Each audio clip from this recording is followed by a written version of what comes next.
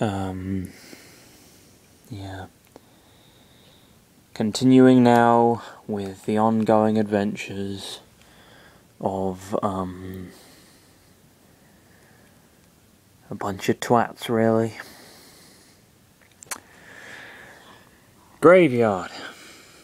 Just as they were about to enter the western graveyard, the group walked in front of a solitary tombstone when suddenly Lucario sensed a presence appearing within his range. He got paranoid that someone could so simply barge into his range like that, so he growled immediately and pulled Chris to his side, looking up in the sky to spot a spinning, bearded, glasses-wearing old man wearing a black tuxedo and a black top hat. "What the—" Lucario muttered, getting the children's attention when the man descended down in front of them. "Oh God, it's him," Ness said blankly, finding this sudden appearance not so surprising. "He's the photographer guy who's been stalking me ever since I stepped out of my house. He already knows who Paula is." "How did he appear from the sky?" Juff asked, never having met the man before. "He just appeared out of nowhere," Lucario said with surprise. Despite the man's gentle blue aura, he didn't give Lucario a good impression. "How could he manage to just enter my aura range?" "Now something is bugging you?" Chris asked, bewildered. "A picture's taken instantaneously," the cameraman said with glee. "I'm a photographic genius, if I do say so myself." "All right," Juff responded, not sure about what to say as they saw the cameraman taking out an old-fashioned camera from behind. "Okay, get ready for an instant memory. Okay, get ready for an instant memory." The newest three I can't do the R, whatever. The newest three members exchanged curious glances with one another, hearing Ness and Paula sigh. "Might as well go ahead with it, you guys," Ness said. Paula adjusted her bow. "He never accepts no for an answer," she pointed out. "See the bright side. He'll give us the photos for free for some reason he doesn't want to disclose." Chris stared at the man.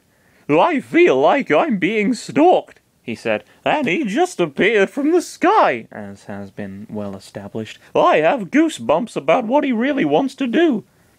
"Chris, hush," Ness said as he was trying to find a spot to take a good photo. The terrifying tombstone behind their backs was iconic enough for a memory. "Here, come over here and just smile." Juff shrugged and went along with it, standing next to Ness's left side while Paula took his right. Still confused, Chris then looked up at Lucario. What do you want to do?" he asked him. Lucario smiled a little. "Let's do it," he said. "I do wish to keep a memory in a photo, no matter how odd it is to take one now." He didn't let Chris move away, picking him up and sitting him on his left arm. "What do you say?" Chris looked down at the faraway ground and forced a smile to Lucario, rubbing his head with care. "Okay, let's do it," he said brightly. "I also wish to take a photo now, even if it's so random." Growling pleased, Lucario stood next to Juff, and the five looked back at the cameraman. The cameraman smiled. "Look at the camera. Ready?" "There, I did it," he then added. "Say, fuzzy pickles?" The three newcomers exchanged one last confused glance and said, "Fuzzy pickles," together with Ness and Paula. Before the shot was taken, Ness gave a peace sign in time, and Chris leaned himself towards Lucario's head. The photo was taken nicely, though the travellers would never find out for now that a smirking ghost was floating above them in the shot. "Wow, what a great photograph," the cameraman said. "It will always bring back the fondest of memories." As strange as it looked, the man jumped high in the sky, spinning all the while.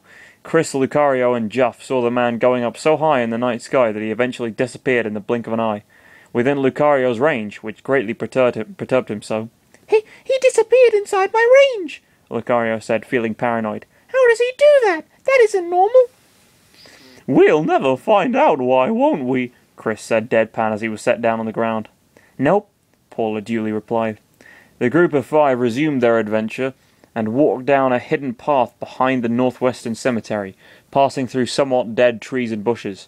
The atmosphere was horrifying enough to some of them, but with the zombies trapped in a circus tent with the aid of zombie paper and fly honey, the latter that Ness decided to keep around, the team was safe from ever fighting zombies and threed. "Down this path is the passage," Ness said. If the zombies were keeping guard, it should be something we shouldn't see. What? Hopefully the mysterious source of the zombies is on the other side, Jeff said. Threed can't go on having zombies forever until we beat Gygas. Hey, maybe the Subspace army is behind this, Ness told the otherworldly GI. They probably got here ahead of time. What do you think? Do you think the Subspace army is behind all this? Hello? Hello? Well, there you are.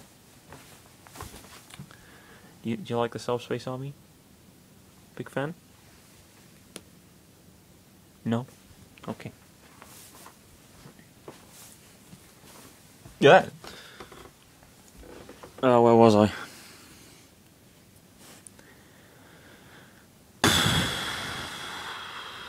Chris knew better it was still Gygas's doing, but couldn't voice out the fact... What? Chris knew better it was still Gygas's doing, but couldn't voice out the fact without sounding strange. Well, I mean, that's not very surprising. You know, it's written down in a sentence and it already sounds strange. Well, I'm not so sure, he said. We're not very informed about them to know this is their doing. They'd have fought you a long time ago without unnecessarily sending some mindless monsters after you, Lucario pointed out. That should be the reason, Jeff said, but they got in our way in the winters, and Ness wasn't there. Why did that happen that way? I think they did that because they knew Ness was getting outside help, Paula theorized. The two of you aren't from this world, and you were sent here to fight the army. The villain team wants you out the most, if you know what I mean. I don't follow, Chris muttered. What I mean to say is that it'll be easier for them to get rid of you two, Paula said, making Chris shiver. With you out of their way, they'll do as they please with Ness without getting help to fight back. I don't know if Ness, Jeff, and I can hold him back by ourselves if they're that strong, but... She trailed off in thought until the group came across a tombstone with a ladder going down a passage underground. It was the passage the zombies were guarding. So that's the spot they were protecting. It's against my policies to go in there without adult supervision, but screw that, Ness said as he went to the ladder and started climbing down. You fucker. Without adult supervision, you little piece of shit. Okay, no, he is 11, but come on, he goes on this big adventure by himself and all of a sudden, it's without adult supervision. Oh, maybe it's a joke. Maybe it's like he's saying, like, you know, he's scared about going into the graveyard, so he's like, without adult supervision.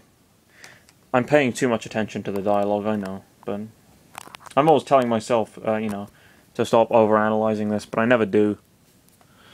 Come on, you guys. Almost reluctantly, the group entered the tombstone to reach the secret passage. For added security, Lucario kept up the mental block and aura sensors on to see if the enemies would present themselves as they proceeded down the passage. Grapefruit Falls. Passage. That's a good name for the for this particular zone. Passage. The passage was just a regular passage, mostly shrouded in darkness that only had one direct path from Threed to the other side. It wasn't entirely free of monsters, though, with bees that didn't behave nicely, deceased zombie dogs, and ghosts, as opposed to zombie dogs that are still alive. I can understand why there are zombies around, but how are ghosts real? Paula asked. Frankly, Paula, we'll never find out why, Ness said. As they went down the passage, some enemies did show up in the form of ghosts and more zombies. Steeling himself to fight for himself, Chris tried to at least use his newly acquired PSI powers to defeat them, which sadly never happened, as Lucario himself almost always struck every enemy down with a punch to the face or an aura sphere to the face. He did this mostly out of instinct to protect his dear trainer. His relatively weaker dear trainer who needed to develop his powers. Lucario, can you please stop hogging all the experience for yourself? Chris asked, and wished he didn't need to fight. The children didn't complain about the experience as it leaked onto them. It leaked on them, okay. But Chris never felt any different to notice. I need to train my PSI on an enemy. Then why don't you use it on something else? Lucario asked. If I use it on a tree, I may start a fire with my mind, that's why. Then I can be your training partner. Chris considered the option of training with a juggernaut. It greatly scared what someone with spikes on their wrists would do to him. Sorry, I love my life.